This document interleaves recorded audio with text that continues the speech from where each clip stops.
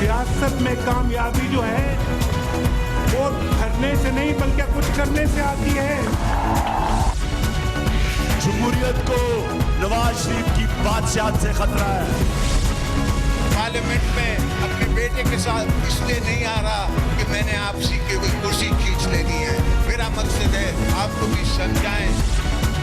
अल्ताफ हुसैन साहब से हमारा मुकम्मल कतई ताल्लुक है।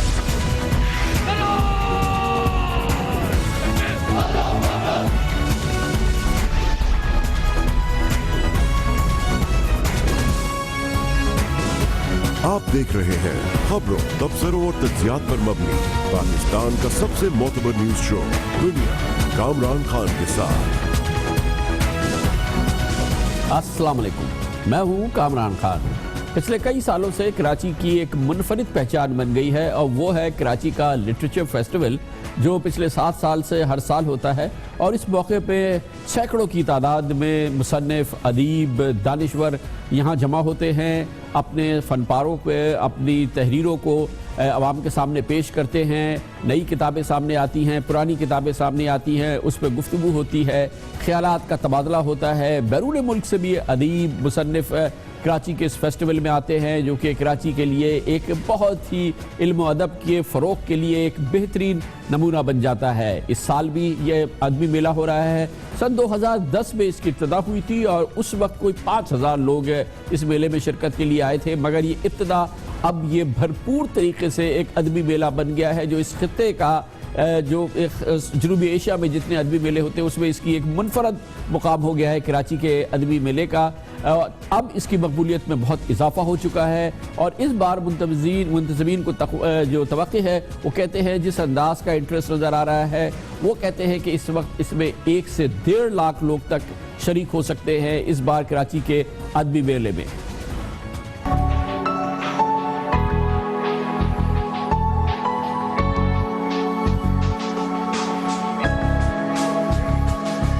हम लोग हर साल यहाँ पर आते हैं and we all of us support.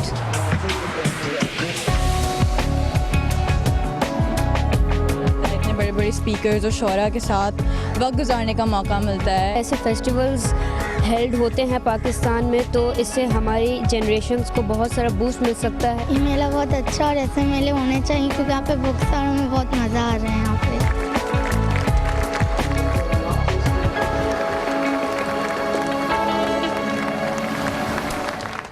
मुंतज़मीन कहते हैं कि इस बार फेस्टिवल में और बड़ी तादाद में मुसन्निफ़ और अदीब आ रहे हैं। यूरोप और US से भी कई अदीब मुसन्निफ़ आ रहे हैं। इसके बाद इतला ये है कि भारत और मालदीव से और बांग्लादेश से भी कई मुसन्निफ़ और अदीब इस वक्त तशरीफ़ लाए हैं। कोई 11 ममालिक हैं जिनके 200 अदीब और मुसन्निफ़ इस वक्त इस लिटरेरी फेस्टिवल में शामिल हो रहे हैं। और इसमें कहा यह जा रहा है, अभी जो इन्होंने प्लान किया है, 80 से ज़ायद सेशन होंगे, जिसकी आज इब्तिदा हुई है। इसमें कुछ सेशन जो वक़्फ़ किए गए हैं उन तहरीरों पर या उन किताबों पर जो सियासत से जिनका ताल्लुक़ है, सक़ाफ़त और अदब पर मुकालमे होंगे, डायलॉग होगा। और ज़ाहिर है कि ये एक बहुत ही हेल्दी एक्टिविटी है जो होने जा रही है। इसके अलावा कई नए पाकिस्तानी नावल निगार, नावलिस्ट अपनी किताबों का इफ्तिताह करेंगे। नई किताबें पेश की जाएंगी इस मेले में, जो कि पाकिस्तानी नावल निगारों ने लिखी है, नावलिस्ट ने लिखी है। इस फेस्टिवल की रूह रवा रहती है ऑक्सफोर्ड यूनिवर्सिटी प्रेस और अमीना सैयद, जो कि ऑक्सफोर्ड यूनिवर्सिटी प्रेस की यहाँ पे डायरेक्टर हैं, हमारे साथ मौजूद हैं। बहुत बहुत शुक्रिया अमीना साहिबा। ये बताइएगा कि एक तो मुबारक हो, एक 7वां साल हो गया है ये लिटरेरी फेस्टिवल का। कितना ये जब ये 2007 से लेके अब 2017 आज इसका इफ्तिताह हो गया है, कितना आगे बढ़ गया है ये काफिला? जी जी बिल्कुल, ये काफिला हमने जब शुरू किया था, अब तो समझिए कि ये एक तहरीक बन गई है, क्योंकि ये पूरे पाकिस्तान में फैल गया है। और यही मेरा मकसद था। और मैं ये कहती हूँ कि ये हमारी मिल्कियत नहीं है, ये एक हमारी तरफ से तोहफ़ा है पूरे पाकिस्तान के लिए। और हम चाहते हैं कि जिस शहर में जो लिटरेचर फेस्टिवल करना चाहे तो करे, और हम उनकी मदद करेंगे, उनको मतलब ये टेक्निकल सपोर्ट देंगे, गाइडेंस देंगे, ताकि ये पूरे पाकिस्तान में फैल जाए। और बल्कि शुरू हो गया है, लाहौर में हो रहा है, फैसलाबाद, हैदराबाद, और अब शायद हम भावलपुर में भी करें। تو یہ سمجھیے یہ لیکن بات یہ ایک کتنا تحریک بن مشکل گئی ہے. مرحلہ ہوتا ہے امینہ سید صاحبہ، یہ بتائیے گا، کیونکہ آج کل تو زمانہ یہ ہے کہ لوگ ان کی آنکھیں مرکوز کتابوں پہ نہیں بلکہ اپنے موبائل فون کے اسمارٹ فونز کی سکرینز پہ ہوتی ہے، آئی پیڈ پہ ہوتی ہے، اور لوگ کی تمام جو پڑھنے کا عمل ہے وہ ان سکرینز تک محدود رہ گیا. اس میں کتابوں کا فروغ اور کتابوں سے پڑھنا، کتابوں سے سیکھنا، یہ اس کی کیا سچویشن ہے اس وقت؟ جی یہی ہمارا مقصد ہے کہ لوگوں کو کتابوں سے ہم جوڑیں، کتابوں سے محبت پیدا ہو، اور میرے خیال میں یہ بہت بھرپور طریقے سے یہ کامیاب ہوا ہے ہمارا مقصد. اور اس قدر آپ کو حیرت ہوگی کہ ہم نے جو بک فیئر لگائی ہے وہاں کتنا رش ہے اور کتنے لوگ کتابیں خریدتے ہیں. تو یقیناً اگر کتابیں خریدیں گے، اور شوق کیوں ہے کتابیں خریدنے کا؟ چونکہ وہ ادیبوں سے، مصنف سے ملتے ہیں، ان سے باتیں کرتے ہیں، ان سے گفتگو ہوتی ہے، ان کو سنتے ہیں، تو دلچسپی پیدا ہوتی ہے اور وہ ان کی کتابیں خریدتے ہیں، پڑھتے ہیں. اور اصل چیز یہ ہے کہ جو ہمارے ادیب ہیں ان کو جو عزت اور جو سمجھیے مقبولیت ملنی چاہیے وہ مل رہی ہے. یہ بہت بڑی بات ہے. اچھا یہ بتائیں، ایک یہ بات ہم جب یہاں بات کرتے ہیں اپنے نئے مصنفوں سے، ان کی ایک شکایت یہ ہے کہ ان کے کام کو یہاں پبلشر نہیں ملتے، خاص طور پہ جو انگلش فکشن لکھنے والے ہیں، جو انگلش لٹریچر میں لکھنا چاہتے ہیں، ان کو نہیں یہاں پہ پبلشر ملتے ہیں. انہیں انڈیا جانا پڑتا ہے، پھر انڈیا جا کے اپنی کتابیں چھپواتے ہیں، اور اس قسم کا جو ادب ہے وہ انڈیا سے زیادہ آتا ہے، خاص طور پہ انگلش فکشن اور انگلش لٹریچر جو ہمارے خطے سے جس کا تعلق ہے. جی واقعی اس کا مجھے افسوس ہے، اور یہاں ہونی چاہیے. اصل میں ہماری پالیسی یہ ہے آکسفورڈ یونیورسٹی پریس کی کہ ہم جو کنٹمپری فکشن ہم نہیں چھاپتے، کیونکہ ہم اور اتنی قسم کی کتابیں چھاپتے ہیں، نان فکشن اور ڈکشنریز اور ایٹلسز، اور اردو میں ہم بہت کتابیں شائع کرتے ہیں، کہ ہمارے پاس اتنے ریسورسز نہیں کہ ہم فکشن بھی چھاپیں. لیکن ہم چاہتے ہیں کہ ہم فکشن چھاپیں، اور اس کا طریقہ یہ ہے کہ اگر یونیورسٹیز میں ان کو ٹیکسٹس بنا دیں تو پھر ہم ان کو شائع کر سکیں گے. اور میں چاہ رہی ہوں کہ ہمارے ہر یونیورسٹی میں لٹریچر کا ڈپارٹمنٹ ہو، اور اس میں وہ پاکستانی ادیبوں کو پڑھائیں، اردو میں اور انگریزی میں یا سندھی میں، جس زبان میں لکھیں. اس صورت میں ہم بھی ان کو شائع کر سکیں گے. بہت بہت شکریہ محترمہ امینہ سید، جن کی آکسفورڈ یونیورسٹی کے کاوش سے یہ لٹریچر فیسٹیول جو کراچی میں ہوتا ہے، ادبی میلہ، یہ ایک معمول کا عمل بن گیا ہے کراچی میں. خبر سے بریک، اور اس کے بعد ذکر کریں گے خیبر پختونخوا میں پاکستان تحریک انصاف کی حکومت کا چوتھا سال ہے. تبدیلیاں ضرور نظر آئی ہیں، مگر بعض کلیدی معاملات میں تبدیلیاں نہیں ہیں، اور اس میں اب بھی لوگ بہت زیادہ شکایت کر رہے ہیں. اس میں ہیلتھ کا ایک شعبہ بہت امپورٹنٹ ہے. صحت کے معاملات میں جہاں پہ سرکاری علاج کی بات ہو، وہاں خیبر پختونخوا میں ایسا لگتا ہے بہت کچھ ہونا باقی ہے. یہ آپ کو دکھاتے ہیں اور خیبر پختونخوا کی حکومت کا نقطہ نظر حاصل کرتے ہیں چھوٹے سے وقفے کے بعد.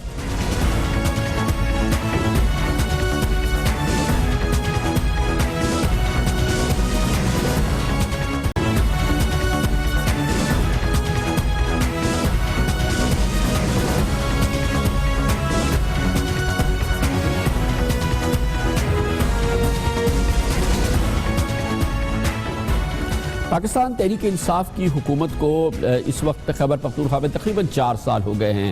تحریک انصاف والے ان کا دعویٰ یہ ہے کہ خیبر پختونخوا میں کئی ایسے فرنٹس پہ، ایسے سیکٹرز میں جو کہ سرکاری ملکیت میں ہوتے ہیں، جن کو سرکار چلاتی ہے، اس میں بہت بہتری آئی ہے، تعلیم کے شعبے میں، پولیس کے شعبے میں اور صحت کے شعبے میں.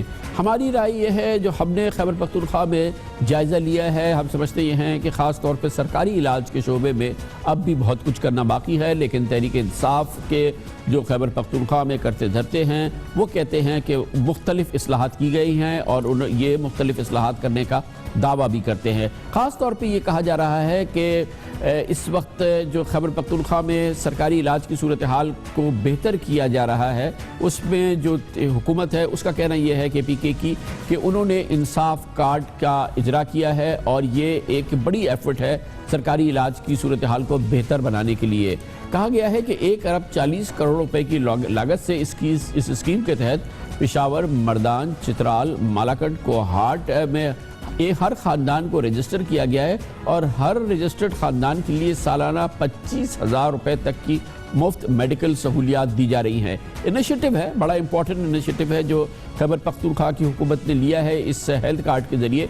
इसमें कहा गया है कि अगले मरहले में ये सहूलत सूबे के दीगर अजला तक फैलाई जाएगी। जैसा कि आपके इल्म में है, जैसे कि हमने अभी आपको बताया कि इस वक्त तकरीबन आधे से ज़्यादा सूबा जो है वो इससे महरूम है। शोबा सेहत में दीगर इस्लाहात के तहत खैबर पख्तूनख्वा में डॉक्टर्स और पैरामेडिकल स्टाफ को पाबंद किया गया है कि वो बड़े शहरों के बजाय अपने ज़िले में खिदमात अंजाम दें, जबकि दूर दराज इलाकों में ड्यूटी अंजाम देने वाले डॉक्टर्स की तनख्वाहों में इजाफा भी किया गया है। इसकी मज़ीद तफसील के लिए ज़रा देर में हम बात करते हैं और हमारे साथ अब हमें ज्वाइन कर लिया, हमारे साथ मौजूद हैं जनाब शेराम खान तारकई ने, जो कि खैबर पख्तूनख्वा के सूबाई वज़ीर सेहत भी हैं। बहुत बहुत शुक्रिया शेराम खान साहब। ये बताइएगा कि क्या सरकारी अस्पतालों का एक बड़ा इशू ये है कि मरीज़ तो हज़ारों की तादाद में मगर डॉक्टर्स नहीं हैं, और ये एक बड़ा क्रिटिकल इशू है इस वक्त KPK के भी सरकारी अस्पतालों में, डिस्पेंसरीज में। इसके लिए क्या किया आप लोगों ने? हमने खैबर पख्तूनख्वा में डॉक्टरों की तनख्वाहें 100 गुना से लेके 300 गुना तक बढ़ाई। ये हमने इस वजह से बढ़ाई ताकि पेरिफेरी में जितने भी डॉक्टर्स थे वहाँ वो हम एडवर्टाइज़ करते थे, डॉक्टर आते थे, लेकिन जब ऑर्डर्स देते थे वो जाते नहीं थे। हमने तनख्वाहें बढ़ाई, कैटेगरी A, B और C में इसको डिवाइड किया। C सबसे फार फ्लंग एरिया, स्तोरगर, चतराल, टांग, इस तरह के डिस्ट्रिक्ट्स हुए। B जो मिडल में आते हैं, और A जो है वो पेशावर, एबटाबाद हुआ। और हमने तनख्वाहें यहाँ पे बढ़ाई। एक तो ये हुआ कि हमने मोटिवेशन भी उनको आई, उनको जो यंग डॉक्टर्स हैं जो फारिग होते हैं नौकरियों प्रैक्टिस डॉक्टरी की डिग्री हासिल करते हैं, उनको जॉब्स मिलती हैं। और वो लोग जो पेशावर आते हैं, एबटाबाद आते हैं, बड़ी सिटीज़ आते हैं, हमने डिसाइड की कि क्यों ना उन अस्पतालों में हम उनके डोर स्टेप पे उनको डॉक्टर्स प्रोवाइड करें। और अल्हम्दुलिल्लाह आज खैबर पख्तूनख्वा में तकरीबन 95% तक मैं ये कह सकता हूँ कि हमने वो पोजीशंस फिल की मेडिकल ऑफिसर्स की जो पहले इस सूबे की तारीख में कभी नहीं हुआ। उन जगहों पे हम डॉक्टर भेजे हैं हमने, और उन अस्पतालों में, उन ज़िलों में जहाँ पे पहले कभी डॉक्टर थे ही नहीं, कभी उन फैसिलिटीज़ बनी लेकिन डॉक्टर्स नहीं थे। अच्छा शेराब साहब, ये जो आपका हेल्थ कार्ड का इनिशिएटिव था, ये एक नई चीज़ है, इसकी क्या पोजीशन है अभी? ये क्या, इससे क्या रिस्पॉन्स है आपका, फीडबैक क्या है? ये ऐसा मंसूबा है कि पाकिस्तान में अभी तक कोई ऐसा मंसूबा नहीं बना जो 51% आबादी को फ़ायदा पहुंचा सके। ये उन लोगों के लिए जो इंतहाई गरीब हैं, उन लोगों को ये कार्ड दिया जा रहा है, इर्रिस्पेक्टिव कि कौन किस पार्टी से है, कौन किस पार्टी से नहीं है, कहाँ से है, कहाँ से नहीं है, अक्रॉस द बोर्ड है। एक दूसरी बात यह है कि सेहत इंसाफ कार्ड में 18 लाख फैमिलीज़ को ये कार्ड दिया जाएगा। उसको जब आप 8 पे कैलकुलेट करते हैं, तकरीबन 1,40,44 लाख लोगों को सेहत इंसाफ कार्ड से फ़ायदा होगा, और ये जो है पूरे सूबे में होगा। और इसमें मुख्तलिफ बीमारियां हैं जिसको वो कवर करता है। तकरीबन 5,40,000 तक एक फैमिली को सपोर्ट देता है सालाना सेहत इंसाफ कार्ड, अगर उनमें से कोई बीमार हो, माँ बाप बेटा जो भी कार्ड होल्डर है। और इसमें किसी किस्म का कोई फ़र्क नहीं रखा गया। इसमें प्राइवेट हॉस्पिटल्स भी फैसिलिटी प्रोवाइड करते हैं, उनको अवेल कर सकते हैं, और पब्लिक जो कि गवर्नमेंट हॉस्पिटल्स हैं वो आइडेंटिफाइड हैं, वहाँ पे भी जो है गवर्नमेंट उनको सर्विसेज प्रोवाइड करती है। और इससे वापस हेल्थ सिस्टम को भी उस इंश्योरेंस के तहत जो सर्विस प्रोवाइड करते हैं उनको भी फ़ायदा होता है, उनको भी पैसे मिलते हैं। हम उसको ख़ुद मैं क्लोजली मॉनिटर करता हूँ, और इसकी इम्प्लीमेंटेशन इंतहाई ट्रांसपेरेंट तरीके से हो रही है। इसमें कोई फ़र्क नहीं है, और सारे हमारे हेल्थ डिपार्टमेंट के इसको इम्प्लीमेंट करने में पूरे क्लियर हैं अल्हम्दुलिल्लाह, पूरी सपोर्ट के साथ और जज्बे के साथ। बहुत बहुत शुक्रिया शेराम खान तारकई, ये हैं सूबा खैबर पख्तूनख्वा के वज़ीर सेहत। आवाम से भी हमने पूछा कि क्या वाकई सेहत के मामले में, सरकारी इलाज के मामले में बड़ी तब्दीली आ गई है, लेकिन हमारी राय यही है कि एफर्ट कर रही है हुकूमत, लेकिन अभी इसके असरात भरपूर तरीके से आम आदमी तक नहीं पहुँचे हैं। कोई तब्दीली नहीं आया हमारे ख्याल में। आज हम सुबह से बैठे हैं, बेड नहीं मिल रहे अस्पताल में।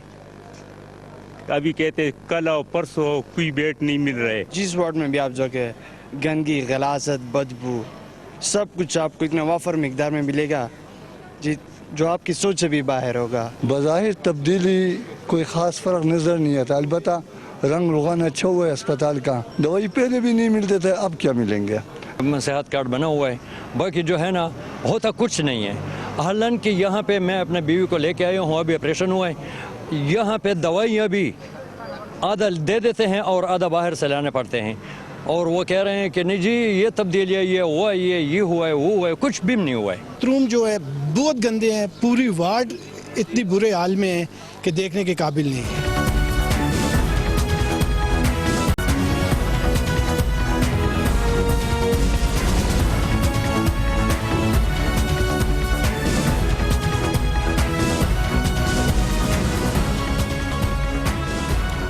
पंजाब में इस वक्त हिज़्ब इख्तिलाफ की सबसे बड़ी जमात बिलाशुबा पाकिस्तान तहरीक इंसाफ है, जो तेज़ी से उसने जड़ें पकड़ी हैं, और इस तरह से पंजाब की दूसरी जो रिवायती सियासी जमातें हैं जिनका मुकाबला पाकिस्तान मुस्लिम लीग नून से होता रहा है, वो पीछे जाती रही हैं। पाकिस्तान पीपल्स पार्टी बड़ी तेज़ी से तहलील हुई है।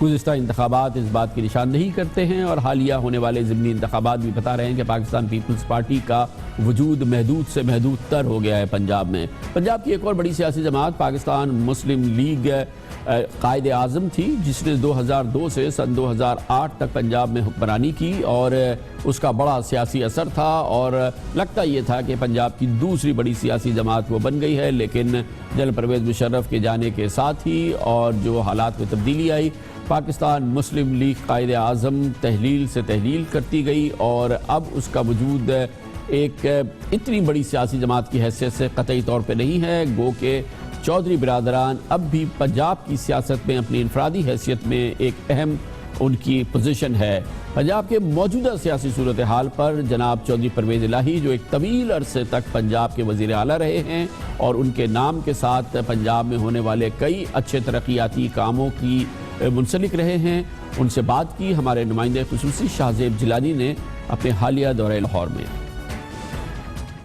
जो पंजाब का चीफ मिनिस्टर है या किसी सूबे का चीफ मिनिस्टर है, उसकी प्रायोरिटी क्या होनी चाहिए? अगर वो पता नहीं है तो फिर आप ज़ीरो है।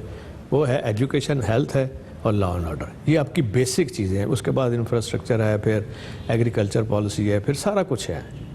अब देखें, यहाँ कोई चीज़ आपको सिरे से नज़र ही नहीं आती। पॉलिसी, हर काम आपको नज़र आएगा एड हॉक बेस के ऊपर। कोई इन्होंने सोचा तक नहीं है। जितने हमारे हॉस्पिटल्स हैं, अगर आप चले जाएं, जहाँ लाहौर कहते हैं जी, लाहौर में देखें 50% जो पूरे पंजाब का बजट है वो लाहौर में लग रहा है, चाहे वो ऑरेंज लाइन हो, चाहे कुछ और हो, लेकिन वो एजुकेशन पे नहीं लग रहा, वो हेल्थ पे नहीं लग रहा। लेकिन आदाद व शुमार तो कुछ और ही बताते हैं। मतलब इनका दावा है कि हमने स्कूल्स में इनरोलमेंट बढ़ाई है, हमने रोड बनाए, रास्ते बनाए, हम तरक्की के सफ़र पर गामज़न हैं। तो इनका दावा ये है कि हम कारकर्दगी ना सिर्फ दिखा रहे हैं बल्कि वो आवाम के सामने हैं, लोग मान रहे हैं। जो ये कर रहे हैं ना, और आप मेरे 5 साल ले लें, वो खुदा के लिए इनके 15 साल ले लें, कोई सेक्टर ले लें, और आओ लाइव मेरे साथ बैठो, लाइव बैठो, आप ही, मैं आपके साथ ही बैठ जाऊंगा। शहबाज शरीफ को मैंने भगाना ना दिया, आता नहीं है, मैं तो 9 साल से कह रहा हूँ इसको, इसलिए कि सारा झूठ है। लेकिन इनके जहन में ये मेगा प्रोजेक्ट्स जो हैं, असल वोट इससे मिलता है, अवाम के जहनों पे असर उसका होता है। क्या ये वजह है कि? ये वजह नहीं है, इस असल पैसा वहाँ से बनता है, डॉलर वहाँ से बनता है। अब ये सारे का सारा गिरवी कर दिए इसने पूरा पंजाब, और अभी तक उसका कोई ना सार है ना पाँव है, और सिर्फ लाहौर में है। और हुआ ये है, चूँकि शहबाज शरीफ साहब ने सारे पंजाब के अंदर हॉस्पिटल्स के ऊपर तवज्जो नहीं दी, तो सारा प्रेशर लाहौर के ऊपर आ गया। लाहौर का इंफ्रास्ट्रक्चर नहीं इन्होंने बढ़ाया, और वो सारा बैठा हुआ है। जो बाहर से मरीज़ आ रहा है वो भी इधर रुल रहा है। आपने भी सूबा चलाया है, यही सूबा चलाया है। मैंने तकरीबन जिससे भी बात की है, सब कहते हैं कि शहबाज शरीफ का जो स्टाइल है वो डीसीज़ के थ्रू हुकूमत चलाते हैं, ब्यूरोक्रेसी के थ्रू हुकूमत चलाते हैं। ये मुमकिन है कि आप इलेक्टेड लोगों को छोड़ दें, अपनी पार्टी के? मेरी बात सुने, ये सबसे बड़ी वीकनेस है इस गवर्नमेंट की, और किसी भी एडमिनिस्ट्रेटर या एडमिनिस्ट्रेशन की ये सबसे बड़ा ये ड्रॉबैक होता है। ये बहुत बड़ा फ्लॉ है। ये जो वन मैन शो होता है, ये वन मैन शो नहीं हो सकता। आप हमारा जो सूबा है किसी एक आम मुल्कों जितना ये सूबा है। जब तक आप डिसेंट्रलाइज नहीं करते चीज़ों को, जब तक आप अपने जो काबीना आपके हाथों की बनी हुई है उसको आप آگے اختیارات نہیں دیتے تو ایک آدمی جو ہے وہ تو یہ اس کا نمونہ آپ کے سامنے آ گیا، ٹوٹل فلاپ ہے، یہ تو کبھی ہو ہی نہیں سکتا۔ میں تو یہاں سے کراچی سے یہاں آیا ہوں، اور آپ جانتے ہیں کہ کراچی میں سندھ گورنمنٹ کا طرز حکمرانی کیا ہے، مطلب اس کے بارے میں تو جتنا بھی کہا جائے وہ کم ہے۔ ایک ستیاناس وہاں پہ سب کو نظر آتا ہے، وہ ہم میڈیا پہ کور بھی کرتے ہیں، اور وہاں پہ ہمارا پرسیپشن یہ ہے کہ جی شریف خاندان نے لاہور میں بڑا کام کیا ہے، پارکس بنائے ہیں، روڈ بنائے ہیں، وہ پنجاب میں بڑا کام ہو رہا ہے، تو یہ تاثر کیا، یہ مت ہے، یہ فسانہ ہے؟ بات سنیں، یہ خدا کے لیے میڈیا والوں کو آپ تھوڑا ایجوکیٹ کریں، یہ باتیں ہو گئی ہیں، یہ 50-100 سال پرانی باتیں ہیں جی کہ وہ خود جو بندہ خود کر رہا ہے نا وہ سمجھے وہ فلاپ ہے، وہ اس میں اہلیت نہیں ہے اتنے بڑے عہدے کی، وہ کسی سے کام نہیں لے سکتا، وہ کسی کو کام دے نہیں سکتا، اس سے رزلٹ نہیں لے سکتا، یہ سب سے بڑا فلاح ہے اس کے اندر، ایڈمنسٹریٹو فلاح ہے اس شخص کے اندر۔ یہ اب خدا کے لیے چینج کریں، یہ دنیا چینج ہو چکی ہے، اور نیٹ رزلٹ دیکھیں جا کے پنجاب میں، اس لیے یہ ٹوٹل فیل۔ لیکن کبھی سننے میں نہیں آیا کہ کوئی بے چینی اتنی بڑھ گئی ہو کہ لوگ کھل کے کچھ بول رہے ہوں یا اپنا ڈیموکریٹک رائٹ اسرٹ کر رہے ہوں کہ ہم الیکشن جیت کر آئے ہیں، خرچہ کر کے آئے ہیں، ہمارے پیچھے 10,000 لوگ ہیں، ہم کسی کو جواب دہ ہیں، یہ پنجاب کا مزاج نہیں ہے کیا؟ ٹوٹل وہ فرسٹریشن ہے اور اس کا اظہار بھی ہے، لیکن موقع کی تلاش ہے۔ وہ اللہ نے موقع دیا، انشاءاللہ جو کہ ملے گا تو پھر آپ دیکھنا ان کی ہر چیز ہوا میں اڑ کر رہ جائے گی۔ ایک راستہ نکلا ہے، اللہ تعالیٰ نے پاناما لیگ کا دیا ہے، وہ اب ساری نظریں سپریم کورٹ کے اوپر ہیں، اور لوگ دعا بھی کر رہے ہیں اللہ سے کہ اوپر اللہ کی عدالت ہے، نیچے سپریم کورٹ ہے۔ آپ دیکھ رہے ہیں خبروں، تبصروں اور تجزیات پر مبنی پاکستان کا سب سے معتبر نیوز شو دنیا، کامران خان کے ساتھ۔ قسمت اور پاکستان کے اس صوبے سندھ میں گورننس کا نظام کراچی والوں کا امتحان مختلف انداز سے لیتا رہتا ہے، اور یہ امتحان ختم ہونے کو نہیں آتا۔ اس کی ایک بڑی وجہ کراچی میں شہری سہولتوں کی عدم دستیابی ہے۔ شہری سہولتوں کا کوئی دور دور تک نام نہیں ہے۔ کراچی کی ٹوٹی پھوٹی سڑکیں ایک بہت بڑا مسئلہ ہے۔ ویسے تو کراچی والوں کے لیے یہ ایک بہت بڑا مسئلہ تھا کہ کراچی کی سڑکیں ہر طرف سے ٹوٹی ہوئی ہیں، سال گزر گئے ہیں، ان کا یا تو ان کو سر نو تعمیر نہیں کیا گیا ہے، یا ان ٹوٹی ہوئی سڑکوں کی کم از کم استر کاری بھی نہیں کی گئی ہے۔ اب سندھ کے وزیر اعلیٰ سید مراد علی شاہ نے بہرحال اس پورے دباؤ کے حوالے سے کچھ احکامات دیے ہیں، جس کے نتیجے میں کراچی کی کئی سڑکوں پہ ایک ساتھ استرکاری کا عمل شروع کیا گیا ہے، کچھ سڑکوں کو دوبارہ بنانے کا عمل شروع کیا گیا ہے۔ ویسے تو یہ ایک اچھی انیشیٹو ہے، ایک اچھی ابتدا ہے جو کہ ہوئی ہے، مگر اس کے ذریعے بھی کراچی والوں کا امتحان شروع ہو گیا ہے، اور اب مشکلیں زیادہ بڑھ گئی ہیں اس پوری صورتحال میں، کیونکہ یہ تمام کام ایک ساتھ شروع کیا گیا ہے، بغیر منصوبہ بندی کے شروع کیا گیا ہے، بغیر متبادل راستے بنائے ہوئے شروع کیا گیا ہے۔ اس کی وجہ سے پورے شہر کراچی کا اس وقت ٹریفک طویل گھنٹوں کے لیے جیم نظر آتا ہے، اور اس کے لیے کوئی ایک شہر کا علاقہ یا گھنٹے مختص نہیں ہے، یہ سارا دن شہر کی صورتحال ہے جو کہ نظر آتی ہے۔ اس وقت حسن سکوائر سے آگے یونیورسٹی روڈ کا پورا ایک ٹریک کھدا ہوا ہے، جس کی وجہ سے شدید ٹریفک میں گاڑیاں گھنٹوں پھنسی رہتی ہیں۔ اسی جگہ کراچی کا ایکسپو سینٹر بھی واقع ہے، جہاں پر ایگزیبیشنز ہوتے ہیں اور نیشنل اور انٹرنیشنل ایگزیبیشن لگے ہوتے ہیں۔ شہر کے مصروف ترین علاقوں میں نمائش چورنگی، طارق روڈ، ناظم آباد، بورڈ آفس، بلیر وغیرہ میں کیونکہ استرکاری ہو رہی ہے، سڑکوں کی تعمیر نو ہو رہی ہے، کچھ جگہوں پہ شہری شدید مشکلات کے شکار ہیں، جس طرف جاتے ہیں وہ ایک بڑے ٹریفک جیم میں پھنس جاتے ہیں، اور وہ ٹریفک پیچیدہ گلیوں میں اپنا راستہ ڈھونڈتا نظر آتا ہے۔ یہ صرف ان علاقوں کی بات نہیں ہے، گرو مندر سے اورنجی ٹاؤن تک کیونکہ اورنج لائن کا کام ہو رہا ہے، وزیر اعظم جناب نواز شریف کے احکامات پر یہ منصوبہ کام ہو رہا ہے، اور اس کے علاوہ گرین لائن کے کام کی وجہ سے سڑکیں کھدی ہوئی ہیں، اور یہ بھی ایک بہت بڑا مسئلہ ہے قلب شہر میں جہاں پر اس پر کام ہو رہا ہے، اور اس کی بڑی وجہ یہ ہے کہ متبادل روڈز دستیاب نہیں ہیں۔ کراچی کی مرکزی شارع فیصل کی نرسری سے لے کے ڈرگ روڈ تک مختلف مقامات پر مرمت کی ابتدا کی جا رہی ہے۔ اس کے لیے شارع فیصل کو مختلف جگہوں سے ادھیڑ دیا گیا ہے، وہاں پر بھی ٹریفک کا ایک بہت بڑا مسئلہ بن رہا ہے۔ Landhi industrial area, site area اور سائٹ ایریا میں بھی سڑکوں کی ٹوٹ پھوٹ جو کہ سالوں سے ٹوٹی ہوئی تھی، اب وہاں پہ کام شروع کیا گیا ہے کہ کسی صورت سے ان سڑکوں کو بنائیں۔ پاکستان کے سب سے بڑے صنعتی اداروں میں سڑکوں کا کوئی وجود نہیں تھا، لیکن اب یہ کیونکہ عمل کا آغاز ہوا ہے، بغیر منصوبہ بندی کے لیے ہوا ہے، اس لیے کراچی کے تمام صنعتی علاقوں میں ٹریفک جیم ہے، دھواں ہے، دھول ہے اور مٹی ہے، ہر طرف اس وقت کی یہ صورتحال ہے۔ وزیر اعلیٰ سید مراد علی شاہ نے پچھلے دنوں میں کئی مقامات پر خود گئے، وہ صبح سے نکلتے ہیں، جاتے ہیں، عوام کو یقین دہانی بھی کراتے ہیں کہ انہیں جلد مکمل کر لیا جائے گا، لیکن اتنا بگاڑ ہے کہ فوری طور پہ لوگوں کو کوئی ریلیف ملے اس کا امکان نہیں ہے، لیکن شاید آدھا چند مہینوں کے بعد جب یہ سڑکیں تعمیر ہو جائیں گی، حالات میں بہتری آئے گی۔ جناب مراد علی شاہ خود ان مقامات پہ جاتے ہیں اور انہوں نے بات بھی کی ہے۔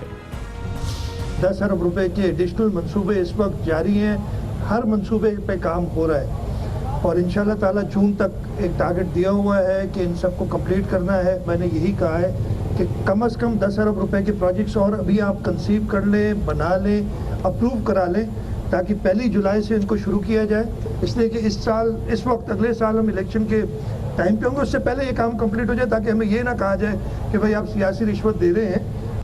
اس لیے اس سال کے آخر میں، یعنی کہ 10ویں سال کے ابتدا میں جب 9 سال تقریباً ہو گئے حکومت کے پاکستان پیپلز پارٹی، تو کام کی ابتدا کی گئی ہے، اس لیے کہ جب 2018 کے الیکشن ہو تو ہم سے یہ نہ کہا جائے کہ ہم نے 10 سال میں کچھ نہیں کیا ہے۔ اسی وجہ سے کراچی کے جو لوگ ہیں وہ چراغ پائے ہیں۔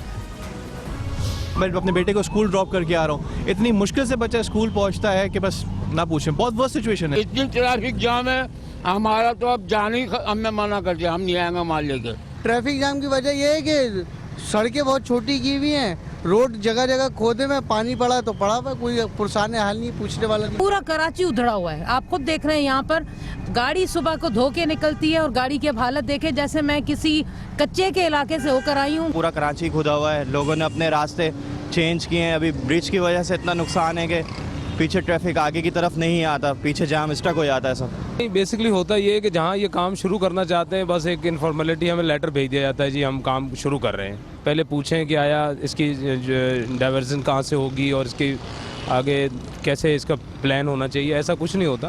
ہم جو سواری لے جاتے ہیں جہاں پہ 15 منٹ کا سفر ہوتا ہے وہاں پہ تقریباً 1.5 گھنٹہ 2 گھنٹے لگ جاتے ہیں۔ جب تک بنے گا نا تب تک گاڑیاں خراب ہو جائیں گی ہم لوگوں کی، تب تک کا ہمارا ٹائم ضائع ہو رہا ہے، سارے فیول ضائع ہوتا ہے۔ یہاں پر تو بہت مشکلات ہے، ٹریفک کا بہت مشکلات ہے، کیونکہ جہاں بھی جاؤ روڈ جام بھی ہوتے ہیں، سب عوام کو بھی پریشانی سر۔ ابھی عوامی مرکز سے لے کے نرسری تک سارا روڈ کھودا ہوا ہے، جس کی وجہ سے بمپر ٹو بمپر دن کے ٹائم جام ہے، شام کے ٹائم تو برا حال ہوتا ہوگا۔ برا حال تو ہے لیکن شاید بہتری کا عمل شروع ہو۔ ایک اور بڑا اہم معاملہ ہے جو کہ سامنے آ رہا ہے اور وہ ہے اس وقت اختیارات کا معاملہ۔ سندھ حکومت نے تمام اختیارات اپنے ہاتھ میں لے لیے ہیں، منتخب بلدیاتی حکومت اور مقامی حکومتوں کے پاس کوئی اختیار نہیں ہے۔ کراچی کا میئر کے پاس نام کو بھی اختیار نہیں ہے، کتے مارنے کے علاوہ وہ کوئی کام کر نہیں سکتا۔ شاید ہی دنیا کا کوئی ایک اتنا بڑا ملک ہو جہاں کی منتخب حکومت اور منتخب میئر لا اختیار ہو، بے اختیار ہو اور بالکل مفلوق الحال ہو اختیارات کے معاملے میں۔ عجب نظام حکومت ہے۔ اس نظام حکومت میں سندھ کے وزیر اعلیٰ سید مراد علی شاہ ہر چیز کو خود چلانا چاہتے ہیں، ہر چیز کو خود دیکھنا چاہتے ہیں، کراچی سے لے کے لاڑکانہ تک ہر معاملے کے وہ براہ راست انچارج ہیں اور منتخب حکومتیں، منتخب میئر اس سلسلے میں بالکل بے اختیار نظر آتے ہیں اور صورتحال بہت ہی کمپلیکیٹڈ ہے اور یہ بڑا اہم معاملہ ہے۔ سندھ حکومت نے سپریم کورٹ کے حکم پر بلدیاتی انتخابات تو کرا دیے تھے لیکن اختیارات جو ہیں وہ سندھ حکومت کے پاس ہیں اور اس حوالے سے پیپلز پارٹی نے بلدیاتی الیکشن کرانے سے پہلے ہی پچھلے سال اپریل میں لوکل گورنمنٹ ترمیمی بل منظور کرایا تھا جس کے ذریعے سے بلدیاتی اداروں سے تمام اختیارات واپس لے کر ان اداروں کو باقاعدہ نمائشی حیثیت دے دی گئی تھی۔ سید مراد علی شاہ کئی موقع پر صاف کہہ چکے ہیں کہ میئر اور بلدیاتی نمائندوں کو اختیارات دینا ان کا کام نہیں ہے۔ میئر صرف وہی اختیارات ملیں گے میئر کو جو آئین میں درج ہے اور آئین میں جو اس وقت سندھ کا جو لوکل گورنمنٹ قوانین بنائے گئے ہیں اس میں اس بات کو یقینی بنایا گیا ہے کہ منتخب حکومتوں کو اور منتخب میئر کے پاس کچھ نہ بچے اور ظاہر ہے کہ اس کا اظہار بار بار وزیر اعلیٰ مراد علی شاہ کرتے ہیں۔ اختیارات جو قانون میں ہیں وہی دیے جا سکتے ہیں. ٹھیک ہے, اب چھوڑے وسیم بھائی آگے چلیں. اختیارات کا مسئلہ نہیں ہے, میرے اختیارات بھی آپ کے ہیں. اختیارات میرے بس میں نہیں ہے کچھ دینا. اختیارات جو بھی قانون میں موجود ہیں وہ اختیارات دیے ہوئے ہیں. ہر ایک کے اختیارات لوکل گورنمنٹ ایکٹ 2013 جو اسمبلی نے پاس کیا ہے اس میں موجود ہیں. اس کے اختیارات, فائنینشیل پاورز, ایڈمنسٹریٹو پاورز سب ان کو دیے جائیں گے قانون کے مطابق. اختیارات کا رونے کی بجائے کام کر کے دکھائیں. کیا کام کر کے دکھائیں اگر اختیار ہی نہیں ہے؟ سندھ کے نئے بلدیاتی قانون کے تحت میئر اور لوکل باڈیز کے پاس جو اختیارات ہیں وہ ہم آپ کو بتا دیتے ہیں کیا ہے.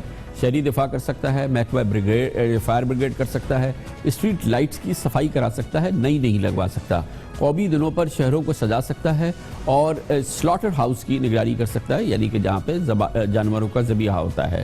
پبلک ٹوائلٹ جن کا وجود نہیں ہے اس کی وہ دیکھ بھال کر سکتا ہے, کتا مار مہم چلا سکتا ہے, اور انکروچمنٹ کا خاتمہ کر سکتا ہے. ایک اختیار ہے جو کہ کراچی کے میئر کے پاس ہے جو کچھ قابل ذکر ہے, وہ یہ کہ وہ انکروچمنٹس کا خاتمہ کر سکتا ہے. اس کے لیے کوشش کر سکتا ہے, جو کہ کراچی کے منتخب میئر وسیم اختر کر رہے ہیں. وسیم اختر کئی بار بلبلا اس بات کا رونا رو چکے ہیں کہ وہ بے بس ہیں اور اختیارات کے بغیر ان کے ہاتھ بندھے ہوئے ہیں. Chairman, vice chairman, mayor, deputy mayor بنا تو دیا مگر ہمارے ہاتھ بندھے ہوئے ہیں. لوکل گورنمنٹس کے جو پاورز ہیں, جو اتھارٹیز ہیں وہ ہمارے پاس نہیں ہیں. بالکل قانونی طور پہ انہی میں رہ کے کام کرنا چاہیے کیونکہ قانون بن گیا ہے. سارے powers lies with Sindh government, sewerage lies with Sindh government, water distribution lies with Sindh government, building control کے پیسے جتنے ملتے ہیں وہ ادھر ہی جا رہے ہیں, ٹرانسپورٹ ان کے پاس ہے.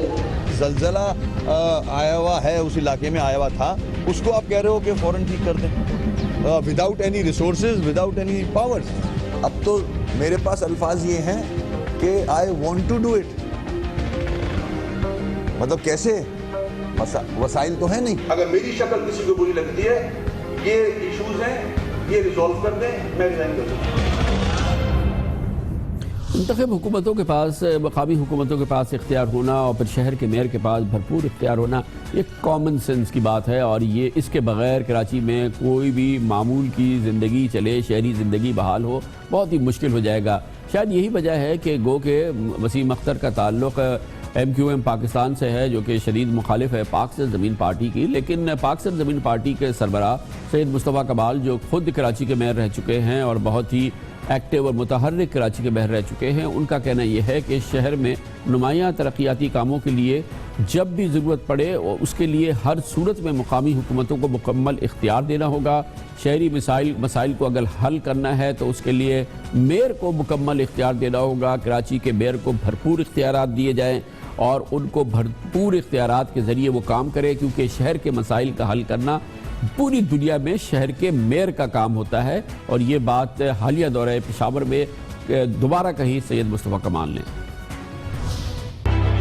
اس شہر کے میئر کو اختیارات چاہیے, ہر حال میں اختیارات چاہیے. واٹر بورڈ کا اختیار چاہیے, بلڈنگ کنٹرول کا اختیار چاہیے, سالڈ ویسٹ کا اختیار چاہیے, ماسٹر پلان کا اختیار چاہیے. وزیر اعلیٰ صاحب آپ سپرویژن کریں, آپ کا کام نہیں ہے نالیوں کے کاموں میں انوالو ہونا, آپ کا کام نہیں ہے کہ کچرے کے معاملے میں انوالو ہونا, آپ کا کام نہیں ہے اسپتالوں میں دوائیوں کے معاملے میں انوالو ہونا. وزیر اعلیٰ صاحب, وزیر اعظم پاکستان کل سے آ کر جو ہے وہ وزیر اعلیٰ کے اختیارات لے لیں, تو آپ کیسے تل ملائیں گے نہیں تل ملائیں گے آپ. یہ شہر ایک آدمی کا نہیں ہے, میئر کا نہیں ہے, شہر 2.5 کروڑ لوگوں کا ہے.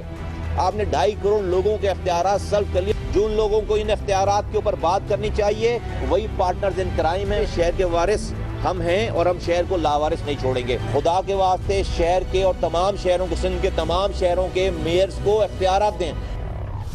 اس پر حکومت سندھ کا موقف حاصل کر لیتے ہیں. پاکستان پیپلز پارٹی کا موقف دینے کے لیے ہمارے ساتھ موجود ہیں وزیر اعلیٰ سندھ کے سابق ترجمان مشیر اطلاعات جناب مولا بخش چانڈیو, جو پیپلز پارٹی کے سینئر رہنما بھی ہیں.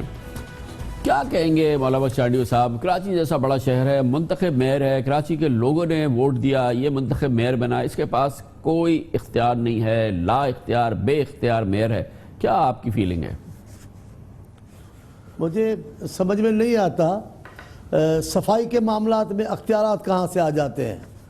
ہزاروں ملازمین ہیں Karachi water board sewerage water board کے، اور کئی ہزار سینکڑوں ملازم ہیں جو صفائی پر مامور ہیں، تو ان سے تو کام لیں، جو اختیار ہے وہ تو کر کے دکھائیں۔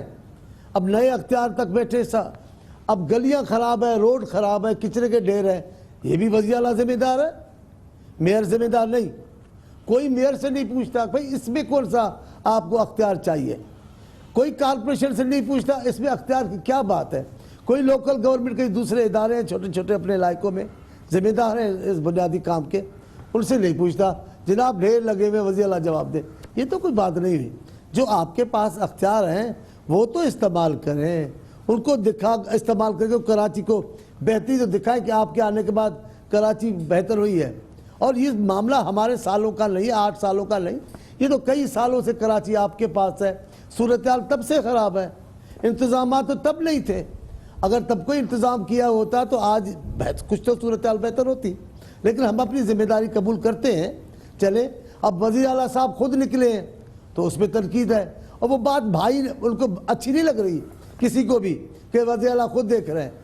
جناب آپ ہر معاملہ وزیر اعلیٰ سے پوچھیں گے تو وزیر اعلیٰ صاحب اب راستوں پہ ہیں، ہر جگہ جا رہے ہیں، میئر صاحب کو اختیارات جتنے ہیں ان کو استعمال کر کے کراچی کو صاف ستھرا دکھا دیں۔ مگر چاٹی صاحب یہ کام وزیر اعلیٰ کا تو نہیں ہوتا نا، مطلب اگر کسی شہر میں کسی شہر کا ایک منتخب میئر ہے، یہ اختیار تو میئر کے پاس ہونا چاہیے، یا یہ کام میئر کا ہونا چاہیے، ذمہ داری اس کی ہونی چاہیے۔ وزیر اعلیٰ گلی گلی سڑک سڑک جائے، اس کو ایک ایک چیز کو دیکھے۔ وزیر اعلیٰ کے پاس تو پورا صوبہ ہے، یہ ویسے کام تو ان کا نہیں ہے نا، اگر میئر ہے تو یہ میئر کے کام ہونے چاہیے۔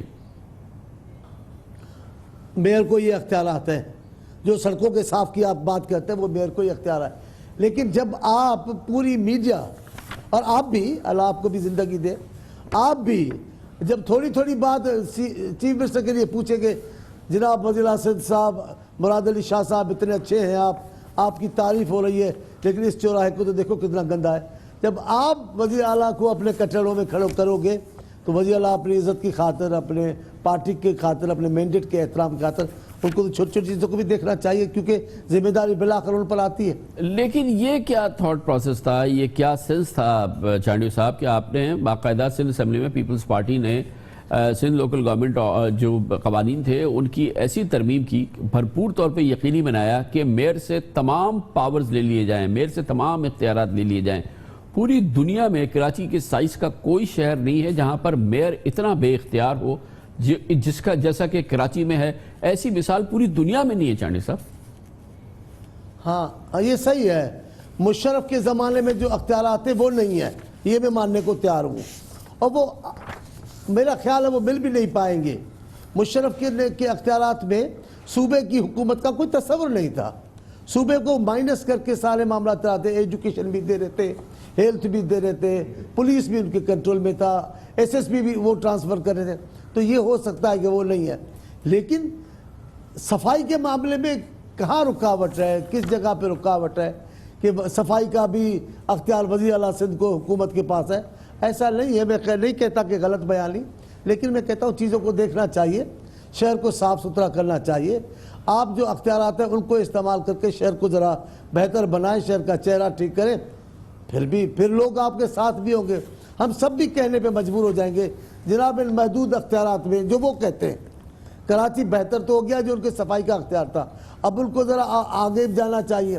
میں کہتا ہوں ان چیزوں کو چھوڑیں، سیاست کو چھوڑیں، شہر کو بہتر کریں، شہر ان کا ہے، ہمارا بھی ہے، لیکن شہر کا اختیار لوگ ان کو دیتے ہیں، وہ شہر کو بہتر کریں، صفائی ستھرائی کریں، کچرا ڈھیر لگے ہوئے ہیں، نالے بہہ رہے ہیں، آپ دیکھو تو صحیح، تھوڑی بارش ہوتی ہے، اب یہ بھی سندھ حکومت ہے، مجھے سمجھ میں نہیں آتی، سیاست نہ کی جائے اور اگر ادارے سے حقیقی کام لیا جائے اور شہر کو بہتر بنانے کا ارادہ کیا جائے تو کوئی قباحت نہیں۔ لیکن چانڈیو صاحب اگر پوری جانب جدھر نگاہ اٹھائیں سڑکیں ٹوٹی ہوئی ہوں، کوڑوں کے ڈھیر لگے ہوئے ہوں، اسپتالوں کے تباہ کن صورتحال ہو، سارے باغ جو بنے ہیں وہ اجڑ گئے ہوں، پھر عوام نے کسی کو ووٹ دیا ہو، اس نے منتخب حکومتیں بنی ہو، مقامی حکومت بنی ہو، عوام کے ووٹ سے کوئی میئر بنا ہو، اس کے پاس اختیار نہ ہو، اور پھر شہر کا یہ بھیانک صورتحال ہو، آپ کے خیال میں دھماکہ خیز صورتحال نہیں ہے؟ یہ ایک ریسیپی فار ڈیزاسٹر نہیں ہے؟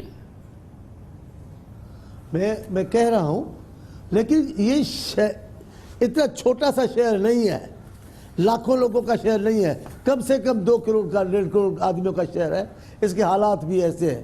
جن شہروں کا مثال دے کر ہمیں بتایا جاتا ہے, اس شہر میں لاہور کی بات کرتا ہوں, آئے دن وہ کھڑا کر دے جناب وہ فلاں, یہ انہوں نے ایک ماڈل ٹکڑے بنائے ہیں, شو پیس ہمارے لیے رکھے ہیں کہ جناب یہ علاقہ ہے, یہ ایسا ہے.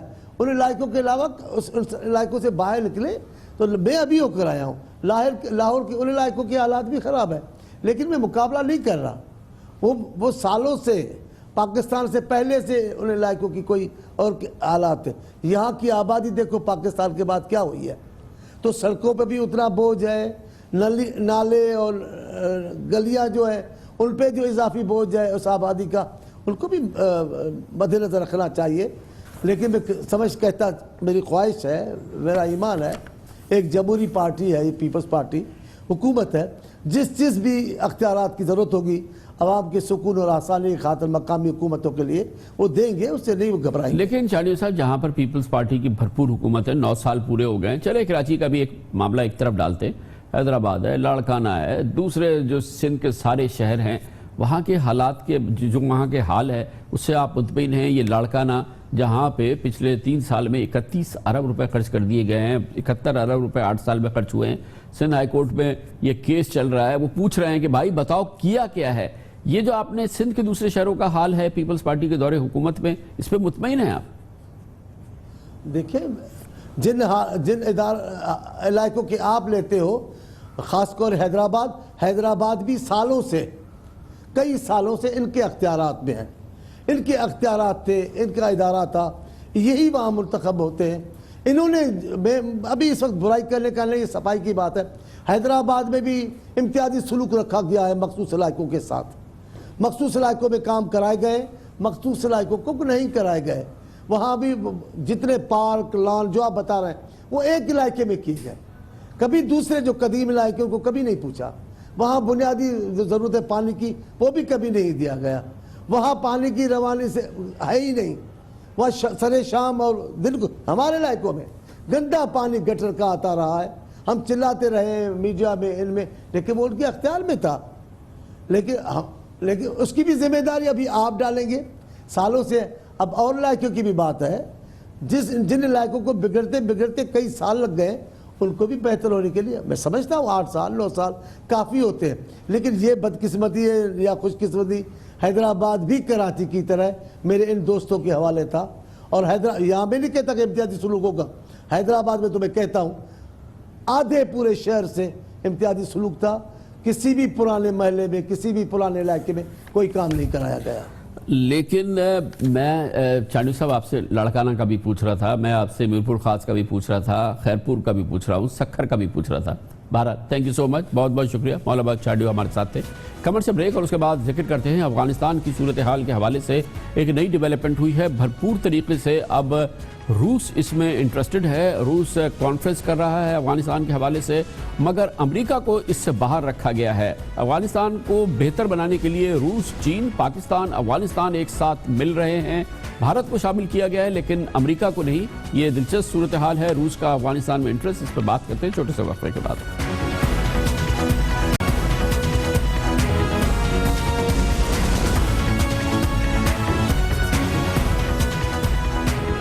80 کی دہائی میں اس وقت کی عالمی قوت سوویت یونین افغانستان میں شکست کے بعد 15 ملکوں کی صورت میں بکھر گئی تھی.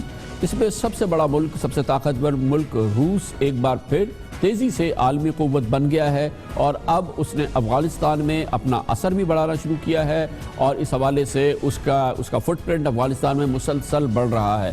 روس نہ صرف افغان حکومت کے ساتھ تعلقات بڑھا رہا ہے بلکہ اس نے افغان پالیسی کو ترتیب دینے کے لیے افغان طالبان کے ساتھ بھی رابطے استوار کیے ہیں اور اس عمل میں اب اس نے پاکستان اور چین کو بھی اپنے اعتماد میں رکھا ہے. اس طرح سے ایک ٹرائنگل بنا ہے جس میں پاکستان ہے, چین ہے اور افغانستان ہے. روسی وزیر خارجہ سرگئی لاروف نے منگل کو ماسکو میں افغان وزیر داخلہ صلاح الدین کے ساتھ مشترکہ پریس کانفرنس کی اور افغانستان کو روس کا قریبی حلیف قرار دیا اور کہا کہ افغان حکومت کے ساتھ عسکری شعبے میں تمام میدانوں میں وہ تعاون کریں گے.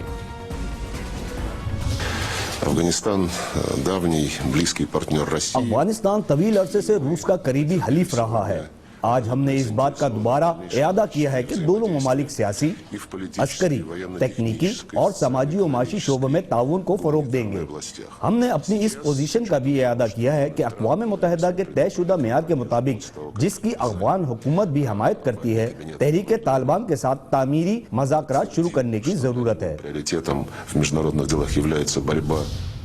اسی پریس کانفرنس میں افغان وزیر داخلہ صلاح الدین نے روس کے ساتھ تعاون کو خطے کی سلامتی کے لیے ناگزیر قرار دیا اور روس کو خطے کی ایک اہم اکائی قرار دیا۔